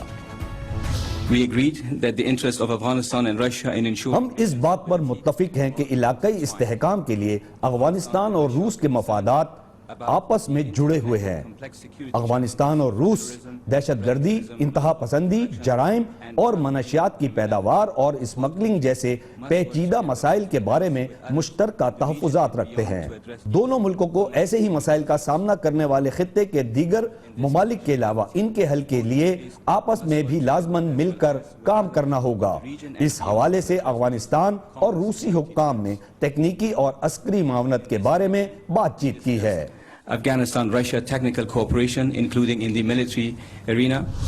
اس کے علاوہ کابل میں روسی سفیر نے سول اور عسکری شعبوں میں افغان طالب علموں کے لیے 485 اسکالرشپس کا اعلان بھی کیا ہے۔ اس کے علاوہ حزب اسلامی کے رہنما حکمت یار پر اقوام متحدہ کی پابندیاں ہٹی، اس میں بھی روس کی رضامندی ایکٹیو طور پہ شامل رہی۔ افغانستان میں امن و استحکام کے حوالے سے 1.5 ماہ قبل ماسکو میں روس کی میزبانی میں 6 فریقی کانفرنس ہوئی تھی، جس میں روس، چین اور پاکستان شریک ہوئے تھے، اور اس حوالے سے ایک کنسنسس ایسا لگ رہا تھا کہ ابھر رہا ہے۔ ایک بار پھر افغان عمل کو مضبوط کرنے کے لیے ماسکو میں ایک آئندہ چند دنوں میں بھرپور کانفرنس ہو رہی ہے، جس میں افغانستان، چین، ایران، بھارت، پاکستان اور روس کے نمائندے شریک ہوں گے، اور اس میں اس حوالے سے افغانستان میں امن کے حوالے سے بھرپور مشاورت کریں گے۔ بہت ہی دلچسپ بات یہ ہے کہ اس کانفرنس میں امریکہ کو مدعو نہیں کیا گیا ہے۔ بہت اہم یہ ڈیولپمنٹ ہے روس کا افغانستان میں انفلوئنس، اور روس اور چین اور پاکستان کا ایک دوسرے کے ساتھ افغانستان کے معاملے میں قریب آنا۔ اس میں بات کرتے ہیں، ہمیں جوائن کیا ہے جناب رحیم اللہ یوسف زئی نے، جو ممتاز سینئر صحافی بھی ہے اور تجزیہ کار بھی۔ کہا جا رہا ہے کہ روس افغانستان میں رحیم اللہ صاحب واپس آ رہا ہے، کتنا انفلوئنس ہے آج کے روس کا آج کے افغانستان پر، جو کہ ظاہر ہے کہ امریکی مدد سے، امریکی موجودگی سے، امریکی پیسوں سے، امریکی فوج سے چل رہا ہے؟ جس طرح مشرق وسطیٰ میں اور خاص طور پہ شام میں روس نے ایک بڑا کردار ادا کیا، وہاں پہ انہوں نے بمباری بھی کی، روسی فوجیں بھی ہیں، اور ابھی جو مشرق وسطیٰ کے مسئلے ہیں اور خاص طور پہ شام کے یا عراق کے، اس میں روس کو نظر انداز کرنا ممکن نہیں ہوگا۔ میرے خیال میں یہی صورتحال ہمارے خطے میں بن رہی ہے، اور یہاں پہ تو روس کی اہمیت بھی زیادہ ہے کہ ہمسایہ ممالک ہیں افغانستان کے، خاص طور پہ جو پہلے سوویت یونین کا حصہ رہے، جس طرح تاجکستان ہے، کرغزستان ہے اور قزاقستان ہے، ازبکستان، ترکمنستان، تو یہ اب بھی روس کے تقریباً انفلوئنس میں آتے ہیں، یہ اس کا بیک یارڈ ہے۔ تو میں سمجھتا ہوں کہ روس کی کوشش ہے کہ اس خطے کے اور خاص طور پہ افغانستان کے مسئلے میں ایک بڑا کردار ادا کرے، اور اس کو یہ موقع مل گیا ہے۔ چین اور پاکستان کے ساتھ مل کر روس کی خواہش ہے کہ وہ افغانستان میں امن قائم کرنے کے لیے ایک کردار ادا کرے۔ تو میرے خیال میں آئندہ میں داعش کا مقابلہ کرنے کے لیے، افغانستان میں امن قائم کرنے کے لیے، اور جو منشیات افغانستان سے اسمگل ہو کر روس کے راستے یا باقی راستوں سے یورپ یا مغرب پہنچتی ہیں، اس کو روکا جائے۔ تو یہ سارے جو 3 بڑے اہم موضوع ہیں، اس میں روس کی بڑی دلچسپی ہے اور اس کا کردار جو ہے اس میں اضافہ ہوا ہے۔ ویسے یہ بہت ہی دلچسپ بات ہے نا رحیم اللہ صاحب کہ اب افغانستان کے معاملے پہ پاکستان اور روس قریب آ رہے ہیں، چین ان کو جوائن کر رہا ہے، یا کیا 3 ملک جو ہیں یہ اب کسی ایک افغان پالیسی کی طرف بڑھ رہے ہیں؟ میرے خیال میں دیکھیں کچھ چیزیں تو مشترکہ ہیں، جس طرح داعش کا مقابلہ کرنا جو ہے وہ تینوں کی ایک ہی پالیسی ہے، ایک ہی رائے ہے، اور وہ چاہیں گے کہ مل کر افغانستان میں یا پورے خطے میں داعش کا مقابلہ کریں۔ جو منشیات کا مسئلہ ہے میرے خیال میں اس کے اوپر بھی اتفاق رائے ہے، اور وہ چاہیں گے کہ آپس میں تعاون کریں۔ پھر یہ ہے کہ یہ بھی ان کی خواہش ہوگی کہ افغانستان میں ایسے عناصر مضبوط نہ ہو جائیں جو ان تینوں ملکوں کے لیے خطرہ بن جائیں، چاہے وہ القاعدہ ہے، چاہے داعش ہے، چاہے کوئی اور تنظیم ہے. اور روس تو پھر چاہے گا کہ چیچن جو اس کے باقی مسلمان ہیں وہ کہیں پھر سے افغانستان میں آ کر پناہ حاصل نہ کریں اور افغانستان کی سرزمین روس کے خلاف استعمال نہ ہو. اس طرح چین کی بھی خواہش ہے کہ ایسٹ ترکستان اسلامک موومنٹ جو چینی مسلمانوں کی ایک مسلح تنظیم ہے تو اس کو کہیں پھر افغانستان پہ پھر سے پناہ نہ مل جائے. تو یہ تو چیزیں مشترکہ ہیں، لیکن میرے خیال میں طالبان کا جو آئندہ کردار ہے اس کے بارے میں شاید ان کی رائے ذرا مختلف ہوگی، اور یہ چاہیں گے کہ طالبان بھی کوئی اتنے افغانستان میں مضبوط نہ ہو جائیں. البتہ یہ انہوں نے ایک متفقہ فیصلہ کیا اور یہ بڑا حیران کن ہے کہ تینوں ملک یہ چاہ رہے ہیں، اور ماسکو کے اجلاس میں یہ مطالبہ بھی کیا گیا کہ جو طالبان کے رہنما UN سیکیورٹی کونسل کی بلیک لسٹ میں ہیں ان کا نام اس فہرست سے نکالا جائے تاکہ یہ سفر کر سکیں، ان سے بات چیت ہو سکے اور افغانستان کا مسئلہ طالبان کے ساتھ بات چیت کے ذریعے حل کیا جائے. تو یہ ایک بڑی پیش رفت ہوئی ہے، اور اس طرح کی رائے کا پہلے کھل کر چین اور روس نے اظہار نہیں کیا تھا. بہت بہت شکریہ جناب رحیم اللہ یوسفزئی ہمارے ساتھ ہیں. پروگرام کی ابتدا میں ہم نے ذکر کیا پاکستان مسلم لیگ قائد اعظم کا جو پنجاب میں بڑی تیزی سے اپنا سیاسی اثر کھوری رہی ہے. ایک اور پاکستان مسلم لیگ ہے جو کہ سندھ میں تھی، وہ پاکستان مسلم لیگ فنکشنل. یہاں پہ پاکستان مسلم لیگ فنکشنل بھی تقریباً اس کا وجود اختتام پذیر لگتا ہے، بہت بری حالت میں ہے. اس کی بات کرتے ہیں چھوٹے سے وقفے کے بعد.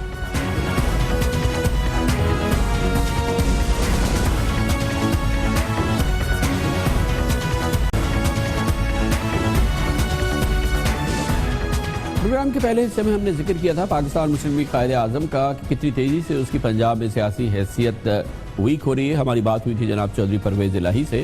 کچھ اسی قسم کی صورتحال ایک اور مسلم لیگ کے ساتھ ہے، اور وہ ہے صوبہ سندھ میں، جہاں پر پاکستان مسلم لیگ فنکشنل ہوا کرتی تھی، جو ہے بھی مگر بہت ہی محدود سے محدود تر ہوتی جا رہی ہے، اور اس کا وجود بھی بڑی تیزی سے مائل ہوتا جا رہا ہے اور وہ تحلیل ہونے کی طرف گامزن نظر آتی ہے. فنکشن لیگ کے سربراہ شاہ مردان شاہ پیر پگارا پاکستان کے ماہر سیاسی موسمیات کہا جاتا تھا.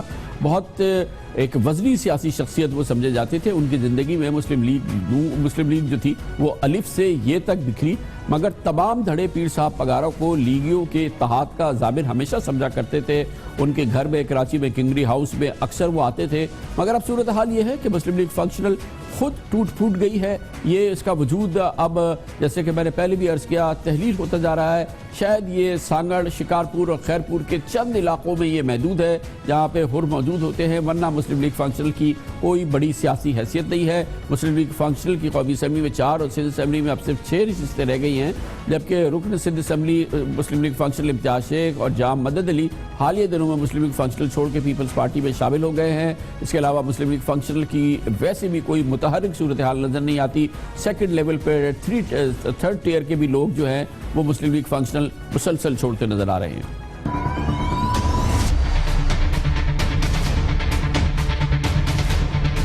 فنکشنل لیگ کی بات کروں، دوسروں کی نہ بات کروں تو بھی اچھا نہیں لگتا ہے. صوبائی سندھ کے ہیں، کوئی پروگریس نظر نہیں آ رہی ہے.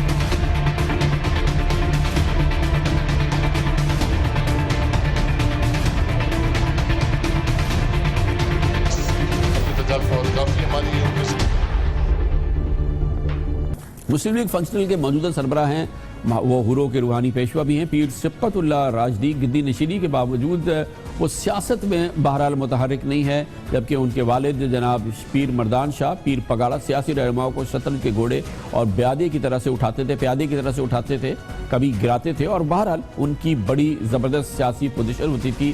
وہ سیاسی پتے کھیلتے تھے اور اکثر وہ باتیں کرتے نظر آتے تھے. ان کی سیاسی گفتگو جو تھی وہ بہت ہی متحرک ہوتے تھے اور وہ لوگ اس کو بڑی دلچسپی سے فالو کرتے تھے، اور ہمیشہ جناب پیر پگارا کی ایک بہت اہم سیاسی پوزیشن رہی ہے. سب مطلب پرست، ہم ملتے ہیں، کھیلتے ہیں، بات کرتے ہیں، ایک دوسرے کی تعریف کرتے ہیں، لیکن کرتے وہ ہیں جو ہم چاہتے ہیں. اب اس کے جوڑ کا وقت گزر گیا، توڑ کا وقت شروع ہو گیا. چلائی لگے گی ماشاء اللہ، انشاءاللہ الحمدللہ نہیں ہوتا. खात्मा मौलवी साहबान का होना है। नाराज किसी से नहीं हूँ, मैं डिफर करता हूँ तो पॉलिसी पे डिफर करता हूँ। मत से काम ले, फ्यूचर ब्राइट है। इस मौजू पे मज़ीद बात करते हैं, उसके लिए हमें ज्वाइन किया है जनाब जामी चांडियों ने, जो सिंध के सियासी उमूर के तज्ज़ियाकार भी हैं। बहुत बहुत शुक्रिया जामी चांडी साहब। ये फरमाइएगा कि पाकिस्तान मुस्लिम लीग फंक्शनल जो है ये काफ़ी अरसे से पाकिस्तान की सूबे सिंध की एक बड़ी अहम सियासी जमात रही है, तीसरी बड़ी सियासी जमात हमेशा से ये होती थी, लेकिन ओवर द कुछ पिछले 1-2 साल के अंदर हमने देखा है कि इसकी हैसियत बड़ी तेज़ी से कम हो रही है, मुतहर्रिक भी नज़र नहीं आती, लोग इसके जो हैं वो उसको छोड़ के दूसरी सियासी जमातों में जा रहे हैं और पीपल्स पार्टी को जो है बिल्कुल फ्री एक ग्राउंड मिल रहा है। कि 2013 के इंतखाबात के दौरान ही ये सामने आया कि इस जमात का कोई फाल किरदार नहीं था, यानी खुद पीर साहब जो मौजूदा हैं उन्होंने कोई दौरे भी नहीं किए उन हलकों में जहां उनके लोग खड़े हुए थे। तो सवाल ये है कि एक जमात जब अवामी राब्ता नहीं आगाज़ करेगी, जब एक नुक्ता नज़र पेश नहीं करेगी और एक सूबे के अंदर जो सियासत के डायनामिक्स हैं, जो मुहर्रिकात हैं, उसमें फ़रीक नहीं बनेगी बड़ी मौसर, तो ज़ाहिर है कि फिर वही हुआ कि 13 के बाद आप देखें कि बतदरीज पाकिस्तान मुस्लिम लीग फंक्शनल अपनी माजी की जो थोड़ी बहुत सियासी कुव्वत थी, तंजीमी कुव्वत थी, वो भी खोती गई आहिस्ते आहिस्ते। और अब सूरत हाल ये है कि जो आपने मिसालें दी कि जाम मदद अली और इम्तियाज़ शेख और दीगर लोग, और इस हवाले से मैं आपको ये बताऊं कि देखें इस जमात का जो सियासी और तंजीमी असर है वो 2 अजला के कुछ मखसूस इलाकों की हद तक है, बाकी सिंध के या किसी हद तक उमरकोट की हद तक इनका असर होगा, लेकिन सिंध के जो बाकी तमाम अजला हैं वहाँ इनका कोई वोट नहीं है जमात का, ना उन तंजीम कारी है उनकी मौसर। तो जाहिर है कि इम्तियाज़ शेख जैसे लोग और जाम जैसे लोग वो सोचेंगे कि अगर हमने वही दस्तूरी सियासत करनी है पार्लियामानी जहाँ अपने मफादात का तहफ़्फ़ुज़ करना है तो PML फंक्शनल के तवज्जुह से क्यों किया जाए और वही काम आप बराह रास्त क्यों ना करें।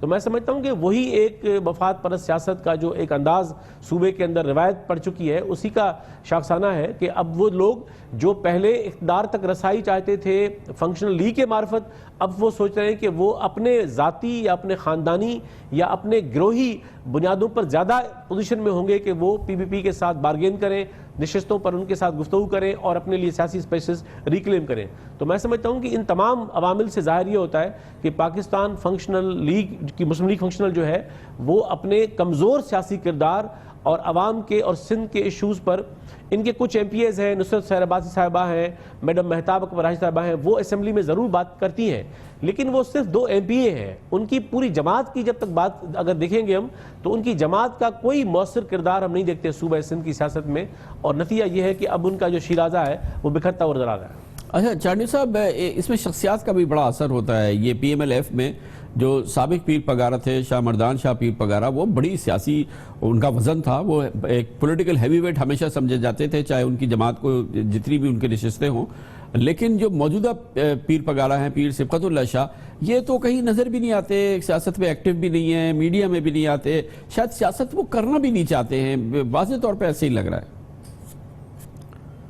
देखें इसके 2-3 वजूहात हैं। एक तो ये है कि जो बड़े पीर साहब पगारों थे उनका तजर्बा बहुत था, वो सिर्फ सूबा सिंध की हद तक सियासत नहीं थे, वो एक वफाकी और मुल्की सतह पर बड़े एक माने हुए पॉलिटिशियन थे। फिर एक जो सबसे बड़ी वजह थी उनकी वो ये थी कि उनका जो ज़माना था सियासत का, उसमें देखें कि ज़ियाउल्लाह का दौर ख़ास तौर पर अहम है और मुशर्रफ का दौर अहम है। अब दोनों अदवार को मिला लें तो 20 साल बनते हैं मुल्की सियासत के। इन 20 साला अदवार में जब सियासत का मिजाज ये था कि एंटी इस्टेब्लिशमेंट पॉलिटिक्स या आमराना जो अदवार थे उनके खिलाफ मज़ाहमत का दौर था सियासत का, तो उस ज़माने में बड़े पीर साहब पगारों ने बरमला ये कहा कि मैं इस्टेब्लिशमेंट का आदमी हूँ, और वो साथ खड़े हुए बरमला ऐलान ज़ियाउल्लाह के साथ भी और मुशर्रफ के साथ भी। तो जाहिर है कि फिर उनको सपोर्ट मिली उन आमराना हुकूमतों से और उनको हुकूमतों में हिस्सा भी मिला, और उन्होंने उनकी सियासत का यही अंदाज़ था। वो भी कभी अवामी सतह के सियासतदान नहीं थे, वो भी पार्लियामानी सियासत के अंदर इसी तरह के आमराना एतबार में उन्होंने सपोर्ट की उन आमरताना हुकूमतों को और अपने हिस्से लिए। और अब जो सूरत हाल है जिसमें मौजूदा पीर साहब पगारों हैं, एक तो उनका तजर्बा इतना नहीं है जितना मरहूम बड़े पीर साहब का था, दूसरा ये मुल्कगीर सियासी शख्सियत उस तरह से नहीं है जितनी वो उनके वालिद साहब थे, और तीसरी बड़ी बात यह है कि इस वक्त आज का जो मंजरनामा है اس میں تو اینٹی اسٹیبلشمنٹ پالیٹکس کہیں نظر نہیں آتی. آج نہ P M L N anti establishment ہے، نہ پی بی پی ہے، نہ ایم کیو ایم ہے، نہ کوئی اور جماعتیں ہیں ملکگیر جو ہے. تو اس سارے منظر نامے میں اگر پاکستان مسلم لیگ فنکشنل بدستور پرو اسٹیبلشمنٹ ہے تو اس سے کوئی بڑا فرق نہیں پڑنے والا. بہت شکریہ جناب جامی چانڈیو ہمارے ساتھ ہے. کمرشل بریک، اس کے بعد ذکر کرتے ہیں وہ بجلی بنانے والے کارخانے جو کہ خاص طور پر پنجاب میں ہیں اور وہ مسلسل نقصان کر رہے ہیں. اس حکومت کے چوتھے سال میں بھی ان کے نقصان میں اضافہ ہو رہا ہے. یہ حکومت کی ایک بڑی ناکامی ہے یہ ڈسکوز. اس کی بات کرتے ہیں چھوٹے سے وقفے کے بعد.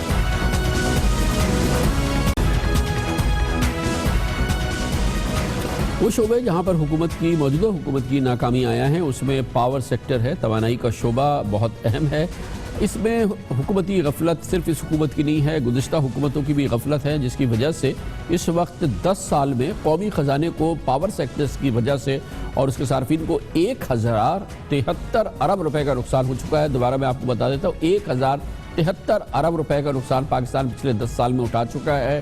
توانائی کے سیکٹر میں، انرجی سیکٹر میں جو کہ لائن لاسز ہوتی ہیں، چوری ہوتی ہے، بلوں کی عدم وصولی ہوتی ہے، بقایا جات پورے نہیں ادا کیے جاتے اور پھر یہ تمام نقصان جو ہے وہ ریاست اٹھاتی ہے. سیکٹری پانی و بجلی کا کہنا یہ ہے کہ اگر نیپرا کے ڈھانچے میں تبدیلی نہ کی گئی اور قومی خزانے اور صارفین کو پہنچنے والے بھاری نقصان کا یہ سلسلہ جاری رہے گا. جبکہ حقیقت یہ ہے کہ خالی نیپرا ہی مسئلہ نہیں ہے، مسئلہ اس وقت یہ تمام وہ بجلی بنانے والے ادارے ہیں جو سرکاری ملکیت میں چل رہے ہیں، ان کا نظام ٹھیک کرنے میں موجودہ حکومت ناکام ہوئی ہے. بجلی کی تقسیم کرنے والی سرکاری کمپنیوں کے اعداد و شمار کے مطابق پچھلے مالی سال کے دوران وزارت پانی بجلی کے تحت مزید 3 پاور ڈسٹریبیوٹر کمپنیز نقصان میں چلی گئی ہیں. اس طرح اب 9 سرکاری ڈسٹریبیوشن کمپنیز میں سے 7 نقصان میں چل رہی ہیں. وہ کمپنیاں جو بجلی کی تقسیم کرتی ہیں: Hyderabad electric supply company, Sukkur Quetta electric supply company, Peshawar electric supply company تو پہلے سے نقصان میں چل رہی تھی، لیکن پچھلے مالی سال کے دوران اسلام آباد، فیصل آباد اور ملتان کی کمپنیز بھی جو بجلی سپلائی کرتی ہیں یہ نقصان میں چلی گئی ہیں. اس وقت صرف Lahore electric supply company, Gujranwala electric company جو ہے وہ منافع میں چل رہی ہے. یہ ایک مشکل صورتحال ہے حکومت کی ناکامی کی اور کی ایک یہ بڑی اہم مثال ہے جو کہ ہمارے سامنے ہے. اس پہ بات کرتے ہیں. ہمارے ساتھ موجود ہیں جناب شاہد ستار جو کہ ماہر ہیں توانائی کے امور کے. بہت بہت شکریہ شاہد ستار صاحب. کیا وجہ ہے یہ منافع میں کام کرنے والی بھی کمپنیاں جو ہیں وہ اب نقصان میں جا رہی ہیں، یہ جو پاور ڈسٹریبیوشن کمپنیز ہیں پنجاب کی خاص طور پہ؟ جی سب سے بڑی وجہ ان کی نقصان میں جانے کی یہ ہے کہ جی جو ٹیرف ڈٹرمنیشن یا جو ٹیرف کا تعین کرتی ہے نیپرا وہ وقت پہ حکومت آگے نوٹیفائی نہیں کرتی، اور جب وہ نوٹیفائی نہیں کرتی تو ان اداروں کا جو پیسے ملنے ہوتے ہیں بجلی کی ترسیح کے لیے وہ پورے نہیں ہوتے، اس کی وجہ سے یہ نقصان میں جاتے ہیں. دوسری وجہ یہ ہے کہ جو لائن لاسز ہیں وہ انہوں نے کم جو پیسے قرضے لیے ہیں ان سے کم کرنے تھے. ان کو کم کرنے کا طریقہ یہ تھا کہ جی انہوں نے ڈیجیٹل میٹرنگ کرنی تھی، انہوں نے پری پیڈ میٹرنگ کرنی تھی، لیکن ان میں سے کوئی بھی چیز ابھی تک تو نہیں آئی. ابھی تو آپ نے 31 بلین روپے کا صرف دیکھا ہے یہ جو لاسز ان 3 ڈسکوز میں. ان ڈسکوز میں تو اربوں روپے مطلب کئی 100 ارب روپے پڑے ہوئے ہیں جو کہ لاسز ہیں جو ابھی تک انہوں نے بک نہیں کیے. اور ان پہ بھی جو ہے وہ لونز لیے ہوئے ہیں، حکومت نے اس پہ قرضے لیے ہوئے ہیں، ظاہر ہے کہ وہ بھی سب سٹک ہیں. دیکھیں جی لونز جو ہیں جو پیسے ملے بیرونی وہ نام پہ تو ان کے ملے ان کے لیے، لیکن وہ زیادہ تر بجٹری سپورٹ میں استعمال ہو گئے. وہ حکومت نے ان ڈسکوز کی بہتری کے لیے استعمال نہیں کیے. وہ قرضے جو ہے ڈائریکٹلی بجٹ کی سپورٹ میں چلے گئے اور خرچ ہو گئے. باقی قرضہ جات جو ملے کہ جی آپ اپنا یہ نظام بہتر کریں، آپ ان کی وہ ڈیجیٹل میٹرز لگائیں اور جو آپ کے غلط قسم کے جو کنیکشنز ہوئے ہیں وہ ختم کریں، آگے اس کو بہتر کریں، اس طرف تو کوئی توجہ ہوئی نہیں ہے. بہت بہت شکریہ جناب شاہد ستار ہمارے ساتھ ہیں. اس کے ساتھ ہی ہمارے آج کے پروگرام کا اختتام ہوتا ہے. سیٹرڈے سنڈے کی ہفتہ وار تعطیل رہتی ہے. پیر کو آپ سے پھر ملاقات ہوگی انشاءاللہ. پیر تک کے لیے کامران خان کو اجازت. اللہ حافظ.